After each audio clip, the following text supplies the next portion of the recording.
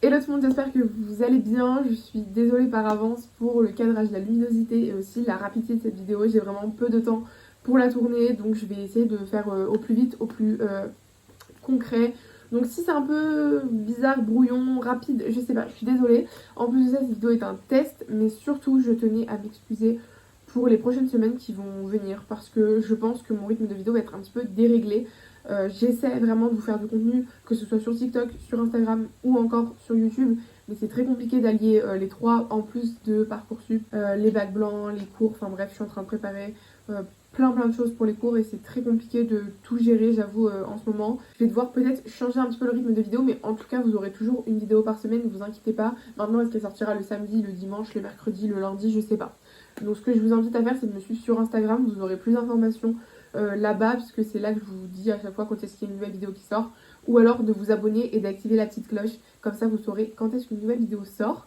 Voilà, je vais essayer de faire le plus rapidement possible cette vidéo parce que j'ai vraiment pas du tout de temps, vraiment je vous la tourne en mode last minute parce que comme je vous disais, c'est le rush. Donc aujourd'hui on va parler de tous ces films que j'ai vus au mois de mars et j'en ai vu pas mal puisque j'en ai vu une bonne petite vingtaine, je dirais entre 20 et 25. J'ai trié les films par catégorie et ensuite je vais à la fin de la vidéo vous dire les meilleurs et ceux que j'ai le moins aimé, pourquoi. Alors sachez que ceux à qui j'ai mis 4 étoiles ne sont pas forcément les meilleurs, mais ceux à qui j'ai mis 3 étoiles ou 2 étoiles ne sont pas forcément les moins bons. Vous allez voir que j'ai une manière de dire les meilleurs je veux dire c'est ceux qui m'ont marqué et ceux qui aujourd'hui au mois d'avril ils me marquent encore, j'ai encore envie de les revoir et j'y pense encore. Les pires c'est ceux qui m'ont déçu, ceux auxquels j'avais peut-être des attentes trop élevées et aussi ceux qui m'ont juste où je ressens rien et que j'ai pas du tout envie de les revoir et que je m'en rappelle même plus des fois. Donc voilà. Bref, on va commencer tout de suite.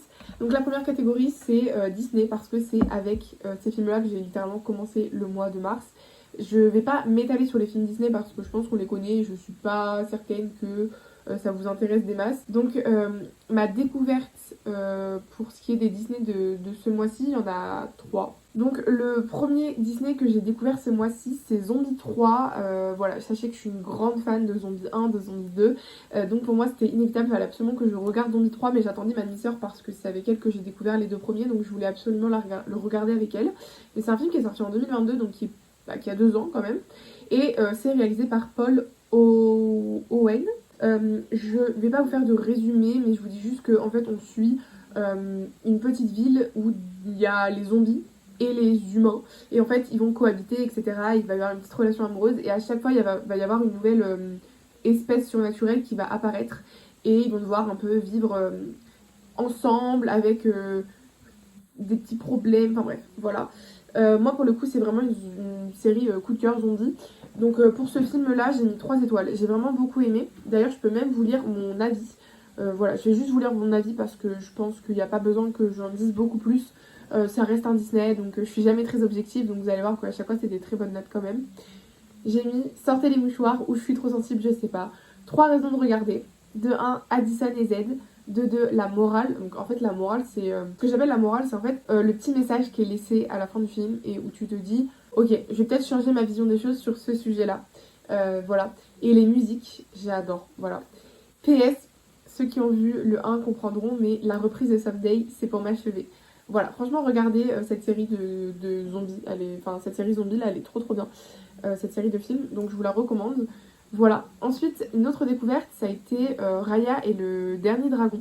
Voilà, alors là j'ai mis seulement, entre guillemets, 3 étoiles.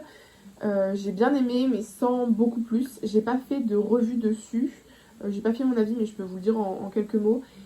C'est sympa, mais c'est pas un Disney que je regarderai en boucle. C'est pas un Disney doudou. Voilà, c'est juste une jeune fille qui essaie de sauver un peu le monde et de retrouver une alliance entre toutes les petites îles de son monde pour que tous ensemble ils retrouvent la force et nanana, et bref, voilà, du Disney quoi.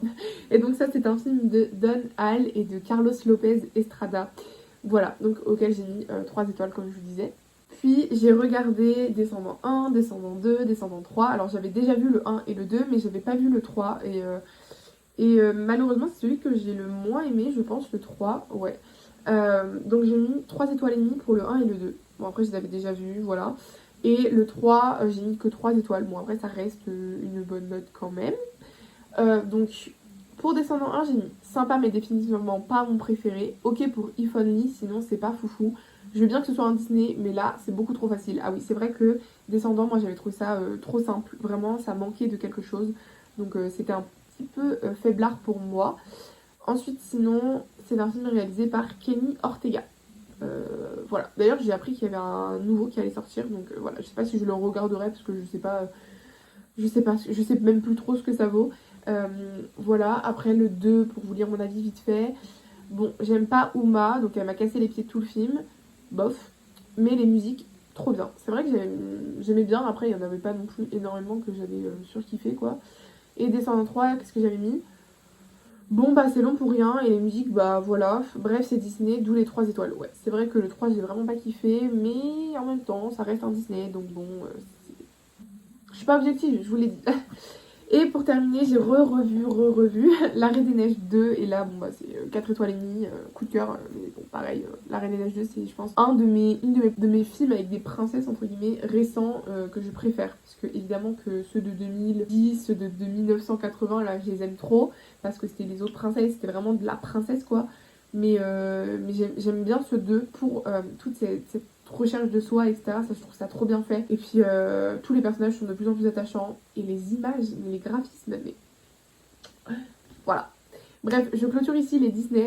D'ailleurs, j'en ai beaucoup parlé pour quelqu'un qui voulait pas en parler beaucoup. Bref, on passe maintenant aux romances. Et bizarrement, j'en ai pas vu beaucoup. Parce que je suis une adepte des rom-coms. Genre tout ce qui est comédie de Noël et tout. Je suis votre public. Donc le premier que j'ai vu, c'est Prise au jeu, qui est disponible sur Netflix d'ailleurs. Bon, tous les Disney sont disponibles sur Disney+. Voilà, lui il est disponible sur Netflix. Donc je lui ai mis 3,5 étoiles. C'est réalisé par, je ne sais pas qui, attendez je regarde. C'est réalisé par Trish Si. Je sais pas du tout si ça se prononce comme ça, mais écoutez, voilà. Je vous ai dit, cette vidéo est un peu brouillon. Donc j'ai mis 3,5 étoiles. J'ai mis le cast m'a fait complètement craquer parce que c'est Gina Rodriguez, je crois, et l'acteur de Lucifer, là, je sais plus comment il s'appelle. Bref. J'ai passé un bon moment, bien rigolé devant leur scénario de ouf, et les déclarations d'amour pépites. Voilà, c'est sympa, c'est léger, c'est cool. Pour une petite soirée en famille, bah c'est top. Voilà. Après, ça reste une comédie, une comédie romantique, donc je vais pas forcément vous étaler de quoi ça parle. Mais c'était sympa, quoi. Ensuite, j'ai vu Charlotte a 17 ans, mais dans sa version originale, ça s'appelle Charlotte a du fun. C'est un film québécois réalisé par Sophie Laurin. Et là j'ai mis 4 étoiles. Ouais, j'avais vraiment beaucoup aimé. D'ailleurs, c'est un film en noir et blanc. Et alors, on m'a dit que en fait ce film était tourné en noir et blanc pour que on se concentre sur les personnages et pas sur le décor, puisque tout le film se passe dans un magasin de jouets. Voilà. Bon, c'est juste des meufs qui ont 17 ans et qui veulent juste s'éclater, voilà, se remettre d'une rupture un peu compliquée et un peu... Ouais, il y a toute cette question de la sexualité chez les jeunes, etc. Et j'ai beaucoup aimé, voilà, c'était très très feel good, très good vibes, donc 4 étoiles, voilà, j'ai vraiment adoré. C'est un film de 2018, donc c'est assez récent.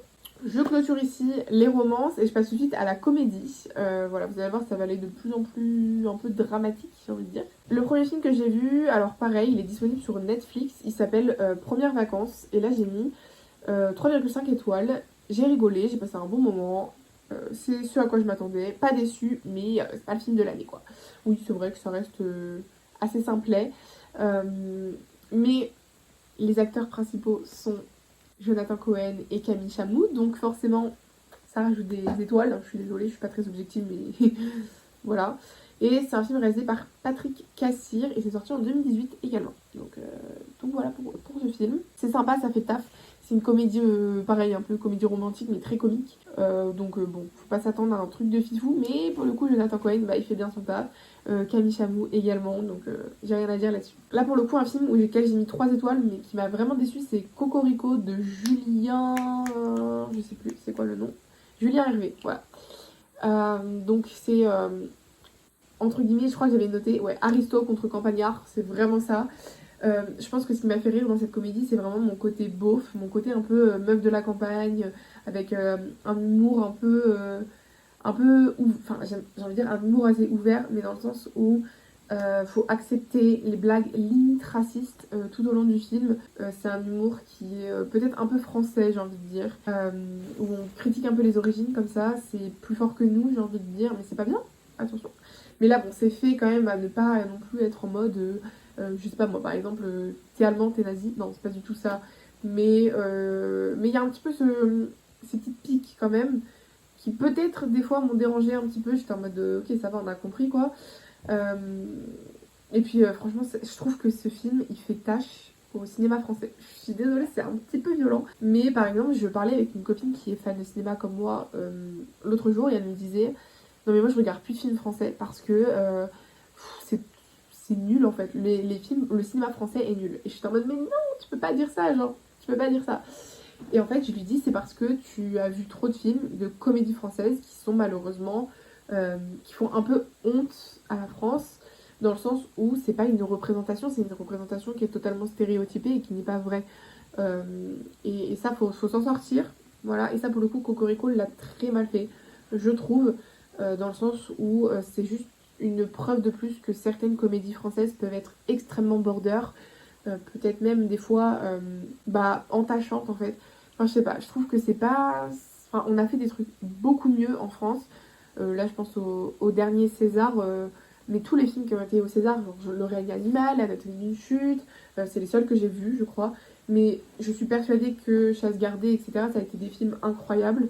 Euh, et malheureusement, on va retenir que ce genre de comédies-là, qui ne sont pas très très bien et qui représentent très très mal la France, malheureusement. Mais en même temps, attention, beaucoup de personnes pensent comme dans ce film, et c'est vrai, mais le fait de le tourner en mode c'est normal de penser ça, etc. Je sais pas, ça m'a un peu. Bref, de toute façon, mais ce film, j'ai pas du tout aimé. Et j'ai quand même mis 3 étoiles parce que j'ai rigolé.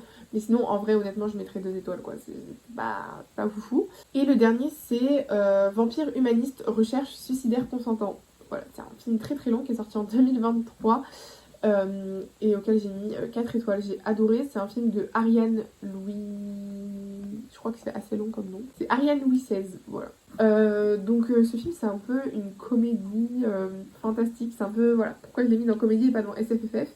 En fait, on a Sacha qui est une vampire, donc qui doit tuer des gens pour se nourrir, mais elle refuse catégoriquement de tuer quelqu'un. Elle est trop empathique pour ça, donc en gros, ses parents vont chasser pour elle, ils lui font des poches de sang, etc. Mais un jour, ils lui disent, bah c'est mort en fait, au bout d'un moment, il faut que tu te débrouilles toute seule. Donc, on va te laisser comme ça, en gros, on va te laisser mourir de faim, et à force, au bout d'un moment, tu vas finir par tuer. Et en fait, elle va rencontrer un jeune garçon qui veut se suicider. Voilà. Et ils vont essayer de travailler ensemble pour la nourrir, et en même temps, réaliser son souhait de se suicider. Mais péripéties sur péripéties, bref, c'est très drôle, c'est très très très divertissant, voilà pourquoi j'ai mis 4 étoiles. Et c'est un très très bon film, franchement, je vous le recommande. Oh là. Ensuite, on enchaîne sur les drames. Donc, premier film que j'ai vu, Anatomie d'une chute. Là, franchement, je pourrais vous en parler pendant des heures. Ce film, le scénario, il est parfait. Ça dure 2h30 et pendant 2h30, ton cerveau, il est mindfuck. Genre vraiment, tu comprends pas ce qui se passe. Tu comprends pas, c'est impossible. Donc, franchement, juste pour ça, je vous le recommande à 100 000%. C'est waouh, le scénario est très très poussé. Je comprends pourquoi on a gagné un Oscar du meilleur scénario finalement. Il est incroyable. Pareil, les acteurs ils jouent tellement bien. Donc voilà, moi j'ai mis 5 étoiles. Peut-être que la mise en scène, la réalisation est fifole. Voilà, en soi, les plans, tout ça, j'ai envie de dire c'est basique. Mais non, en fait, tout se joue sur le scénario et comment il a été mis en scène. Mais le scénario est incroyable. Après, c'est sûr que c'est pas hyper réaliste, je pense, par rapport à la justice. En l'occurrence, les scènes de procès, je pense pas que ça se passe réellement comme ça. Mais j'ai adoré le fait que ce soit aussi en VO et VF là, enfin version anglaise et version française. En fait, ils parlaient deux langues et je sais pas, j'ai aimé, ça changeait un peu, ça m'a.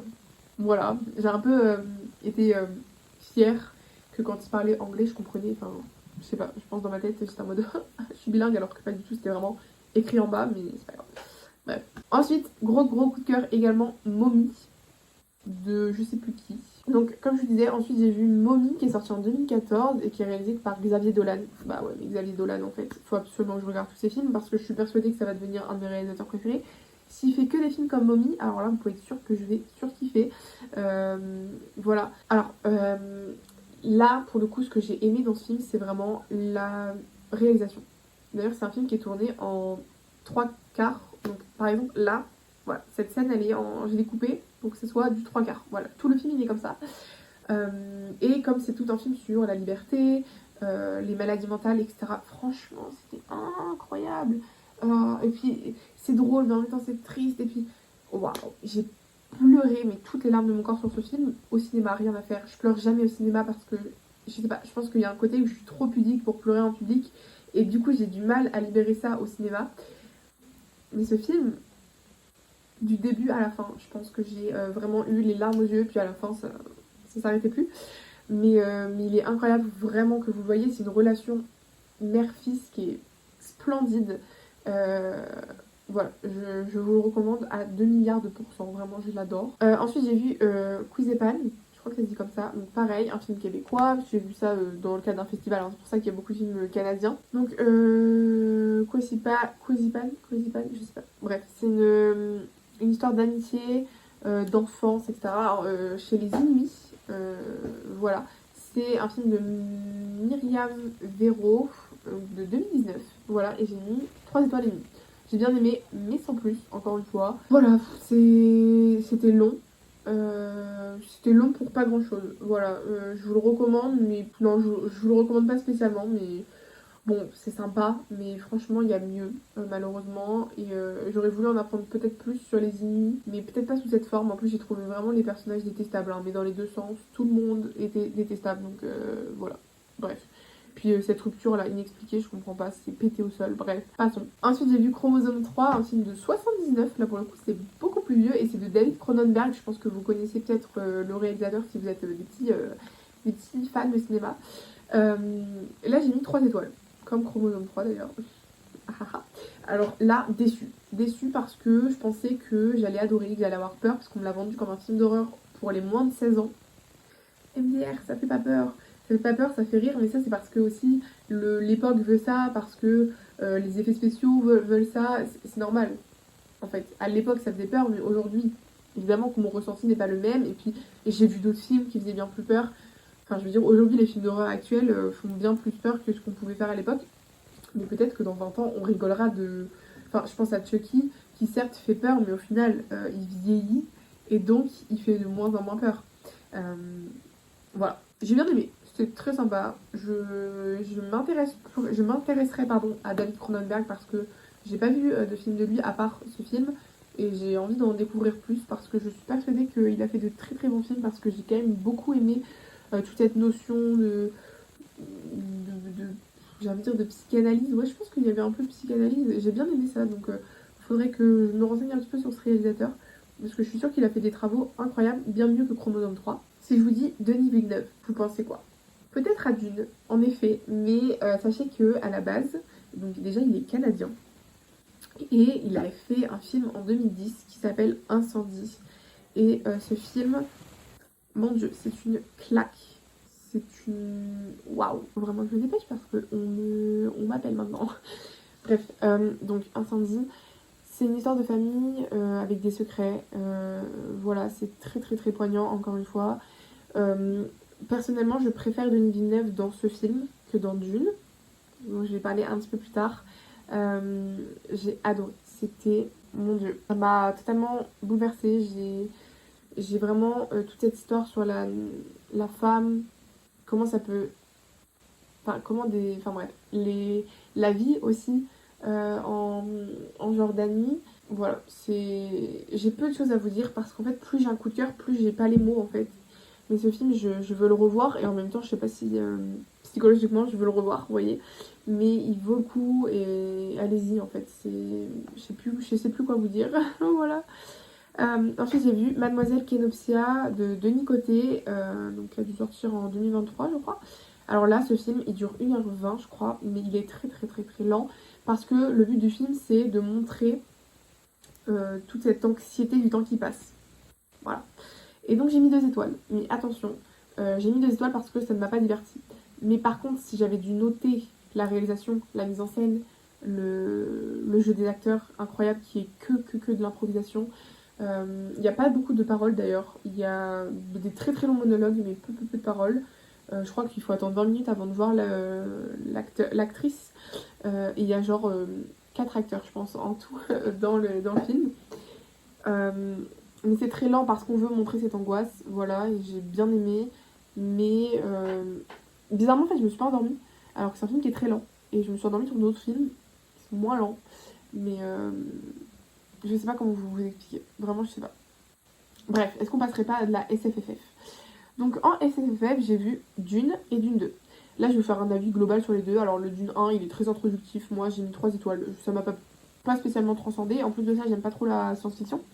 Donc forcément, c'est pas un genre qui m'attire de base, mais en plus, si le film est introductif, voilà, 2h30 à me faire chier, je suis désolée, mais moi ça m'a saoulé. Et en plus de ça, j'ai pas tout compris, donc voilà. Mais par contre, après, j'ai été voir Dune 2, et là, grosse claque, j'ai beaucoup plus aimé, j'ai mis 3,5. Bon, grosse claque, parce que j'avais été déçue du premier.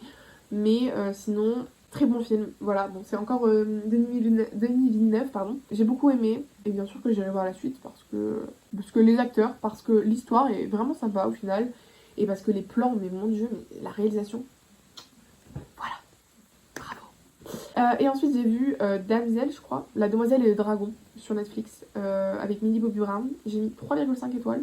J'ai bien aimé, mais sans plus. Voilà, c'était sympa cette petite fantaisie sur une fille qui se bat avec un dragon parce que c'est une tradition, c'est une espèce de sacrifice qu'on fait.